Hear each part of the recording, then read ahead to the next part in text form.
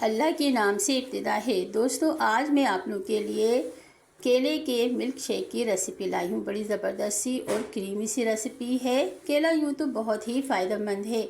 इसमें मौजूद कैल्शियम और आयरन जो है हमारी हड्डियों को मजबूत करता है और खून की कमी नहीं होने देता।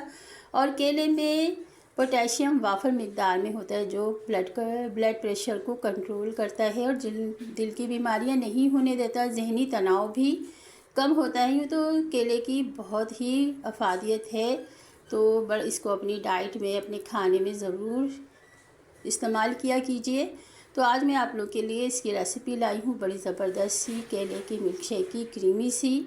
तो चलें स्टार्ट करते हैं इस ज़बरदस्त सी और मज़ेदार सी रेसिपी को।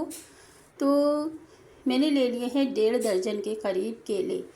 तो ये केले को मैंने पील ऑफ कर लिया है, अच्छी तरह से छिलके उतार के रख लिए हैं। तो इनमें मैं दूध, 3 पाव दूध और 1 कप चीनी भी इस्तेमाल करूँगी। तो दोस्तों, झटपट मैंने ले लिया है ग्राइंडर का जग और इसमें केले डाल दिए हैं मैंने, और अब साथ ही डाल दी है मैंने चीनी। तो चीनी आप अपने टेस्ट के मुताबिक कम या ज़्यादा कर सकते हैं। तो ये मैंने साथ ही डाल दिया है मज़ेदार सा गाढ़ा गाढ़ा सा दूध। तो केला बड़ा ही फ़ायदेमंद है और प्लस ये है कि आप इसको ड्रिंक के तौर पे भी इस्तेमाल करें। तो अब इसको मैं ग्राइंड कर लूँगी। तो बोतल में मैं इसको भर लेती हूँ सारे मिल्क शेक को। क्यों, ये मैं आपको बताती हूँ किस लिए। तो ये मैंने सारा मिल्क शेक बोतल में भर लिया है और इसको अब मैं कवर करके डीप फ्रीज़र में रख दूँगी। तो दोस्तों, हमारे यहाँ लाइट का बड़ा इशू है, तो मैं इसे डीप फ्रीज़र में रखूँगी। आप इसे फ्रिज में रख दीजिएगा।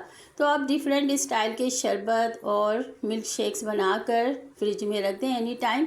गर्मियाँ हैं, गर्मियों में बर्फ़ लाएँ इशू होता है। मेहमान आए, झटपट ठंडी ठंडी सी आपके शरबत रखें, फ़ौरन जाएं और निकालें और सर्व कर दें, और ख़ुद भी पीना चाहें तो पिएं। कैसा लगा मेरा आइडिया?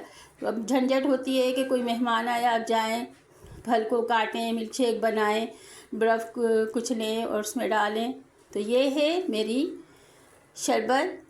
कैसा लगा आपको मेरा आइडिया? ज़बरदस्त आइडिया। अच्छा लगा तो लाइक कर दीजिएगा। तो चलें अब इसको सर्व कर देते हैं। मैंने डीप फ्रीज़र से निकाल के ठंडा ठंडा सा गिलासों में निकाल लिया है ये मिल्क शेक, और इसे ठंडा ठंडा सा मैं सर्व कर दूँगी। इसमें देखिए कितना गाढ़ा क्रीमी सा, और ये क्रीमी रहेगा। अगर हम बर्फ़ डाल देंगे तो बर्फ़ पिघलेगा, तो ये क्रीमी सा नहीं रहेगा टेक्सचर। इसलिए फ्रीज़र में रख दें, एनी टाइम आप लोग को ज़रूरत नहीं पड़ेगी।